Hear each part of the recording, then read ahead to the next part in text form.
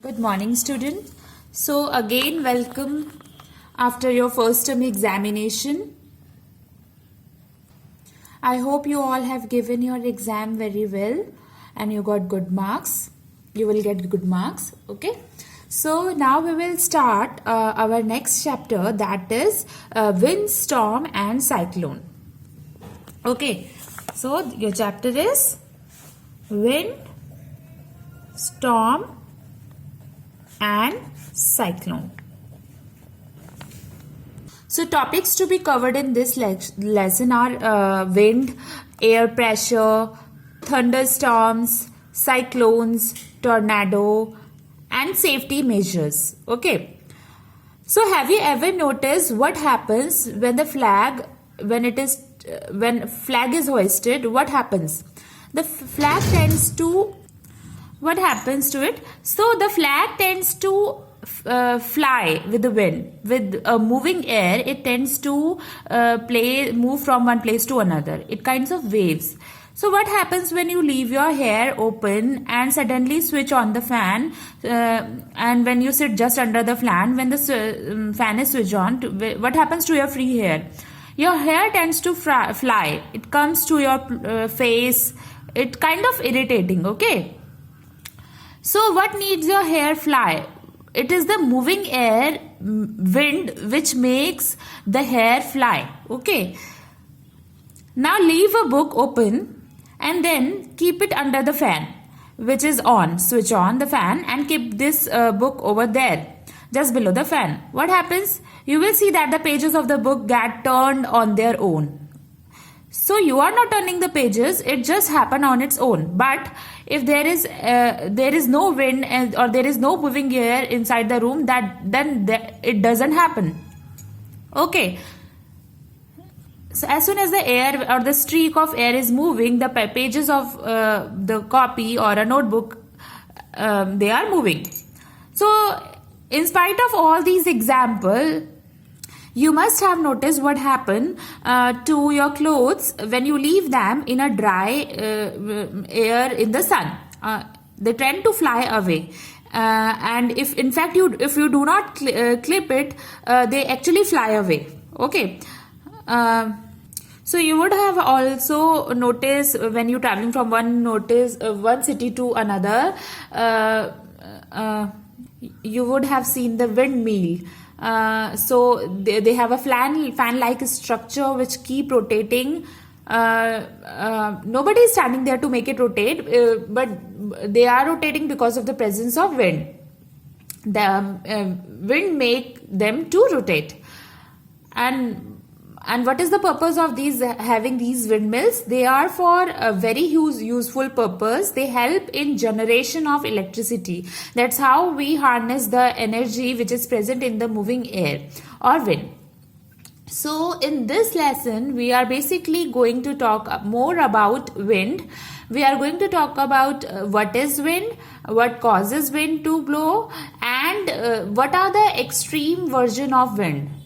Sometimes winds become so violent that it can cause huge destruction and loss of life as well as property. So we are going to look at all those destructive version of wind because that become very violent, and we also going to talk about the basic what causes wind to flow. And to start with, even before we start, when we talk about wind, something that comes in our mind immediately is the wind that we blow that blows just below the rainfall or after the heavy rain. Okay. So what happened at that time? The leaves of the trees, the wind is heavy enough that the entire tree tends to bend. So even the slightest movement of air can be noticed in the leaves and the branches of the plant, because the leaves of the plant they are very light. They get easily moved by little bit of air just moving. Okay. But when the wind become very intense, then or sometimes it is accompanied by thunder, they become scary, and they are the ones which causes destruction of life and property. So let us now learn what causes these natural phenomena: wind, storm, cyclone, etc. Okay. So before that, let us understand what is wind. So based on the example which I listed, I hope you are not able to understand. You are now able to understand what is wind. Wind is nothing but moving air. So this is the simple definition of wind. Okay. A lot of time people think that sometimes people have not able to distinguish between wind and air. I think both of them sound similar, so that's why. But they are not similar. Air is a mixture of gases. Okay, but when the same air is moving from one place to another, we called it a wind. So wind is nothing but a moving air. So even inside your room, you can feel the movement of air. So if you are sitting quiet and inside the room, and when you switch on the fan, so your free hair started floating. Okay, so hair tends to get tangled and blown by the wind. So what do you understand from this? This shows that air is when it is not moving, it is not capable of making other object move. Okay, so here for example, hair is present on your head, but because of no wind, so it does not make the hair to move. But in the next scenario, when you turn on this fan, so the moving air have enough energy to make these hair also fly with it. So that means wind has some sort of energy because of which it makes the other object move. And these movement is seen either in terms of turning of the pages of the book, or the waving of the flag, or the movement of the leaves of the trees. So these all things are caused by the wind. So now the question is, does air have so much of strength to cause these changes? Because these are non-visible changes whether we talk about these are visible changes whether we talk about the pages of the book, or the movement of hair, or the movement of the leaves of the plants. So all these movements happen because of some sort of force applied on these objects. So that means the air move, then there is some sort of energy or a strength because of which it make move the other object also. So that's quite interesting. That sound is interesting. So let us see how exactly, or what property of air help the movement of objects. So here we will talk about surprising yet beautiful concept, that air exert pressure. This pressure make a lot of movement in a substances. Have you ever seen that when you're trying to run, and if wind is also blowing in the same direction, what happens? You feel that if wind is pushing you. Okay.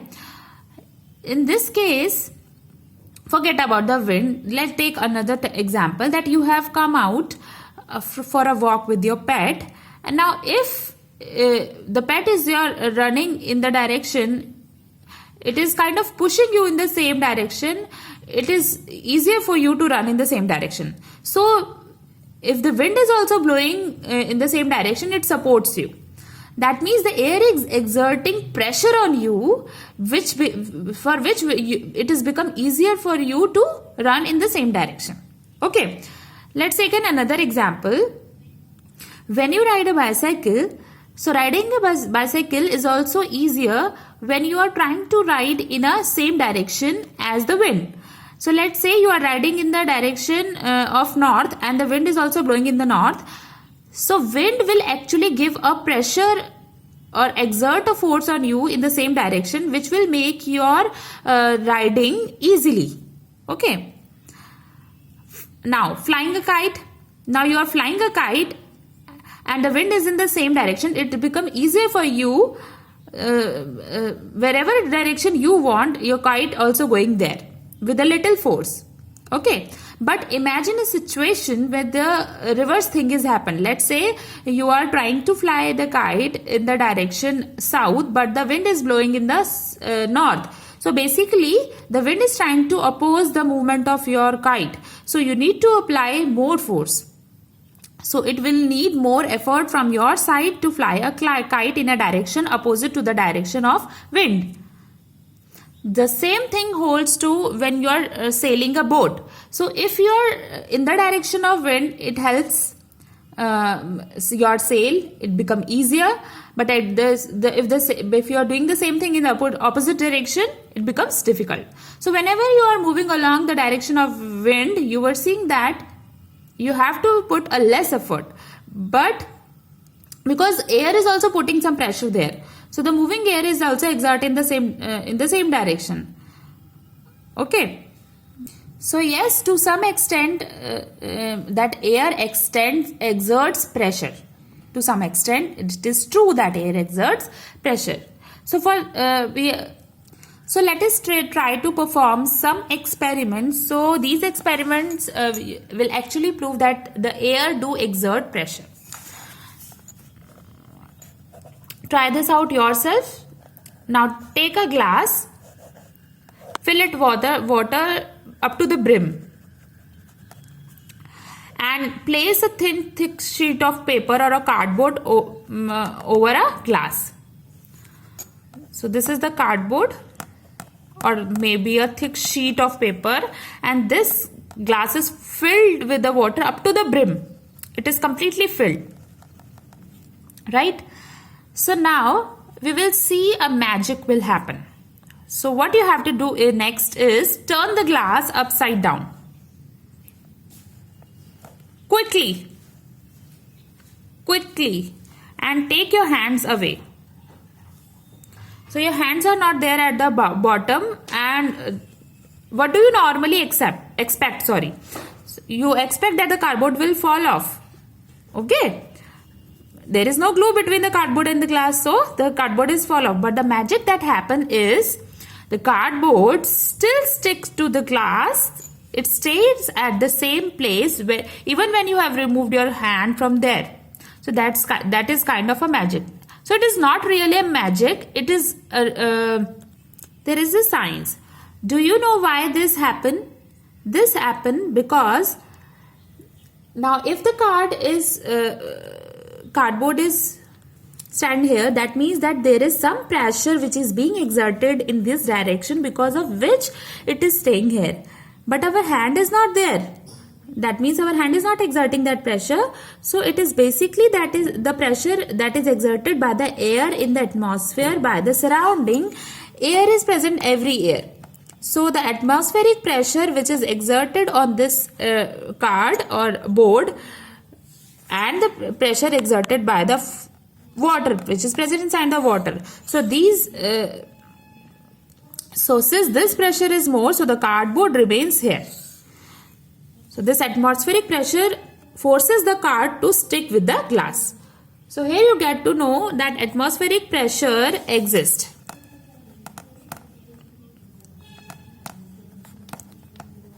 So this is one simple and yet beautiful experiment you can carry out at your home also, to see that air exert pressure. Okay, now let's see another example, like when you drink something with a straw, like cold drink or a water or anything. So how you drink it with a straw? As you sip through the straw, the liquid comes through the straw. It comes to your mouth. Now if you're trying to understand this concept, that how the straw works, that also sounds quite interesting, because you see all the objects attracted toward the gravity. Everything have a tendency to fall to the ground because of the gravitational force. And when you're trying to pull it, the water or the drink come to the top. So how does this happen? So let us try to understand. So when you look at the glass liquid with the straw, when the straw is sitting in the glass, nobody is sipping. So as long as you are not sipping, the liquid is not gonna come inside your mouth. When simply sipping with the glass, when this straw is simply sitting in the glass, the pressure from the surface of the from all the surface, from everywhere, here, everywhere, the pressure is the same. Nobody is exerting any extra pressure anywhere. Okay. So when I talk about this pressure, I am also talking about the pressure which exists on the little bit of the surface inside the straw. So when you look at the straw, this surface has the same pressure which is there exist at this level of the liquid. Okay. Now what happens when we suck the air out of the straw? So when we suck the air, basically we are taking in some air from the straw inside our mouth. Okay. So when we suck the air present inside the straw, the air pressure inside the straw is decreases. Okay. So now what happens? The pressure outside the straw is more than the pressure inside the straw. So here the pressure is more and here the pressure is less. So this pressure, since the pressure is more here, so the air exerts some pressure on the liquid, and this pressure will force the liquid to move up through the straw. So basically it is due to the difference in the pressure inside the straw and outside the straw which forces the liquid to move up in the straw. Okay. When the straw is being sucked. Okay, as long as it is not sucked, the liquid will not go up to the straw. So basically what happened here is the pressure outside the straw is greater than pressure inside the straw. Because we have sucked in the air inside the straw. So the air which is present here, we have taken it. So air pressure is reduced inside it, and that is the reason how the pressure differences is created. And wherever there is a pressure difference, so overall will experience the pressure in this direction, because more pressure is being exerted here. So the same things holds here also. The pressure exerted is more, so the liquid moves up through the straw, and due to the increase in the pressure outside. Okay. So with these two experiments, we got to know that air pressure exists. So there is a pressure which being exerted by the air. So that is proved. Okay. Now, how exactly the air pressure controls the movement of air? Because movement of air is wind. So basically we are trying to see that how is wind related to air pressure.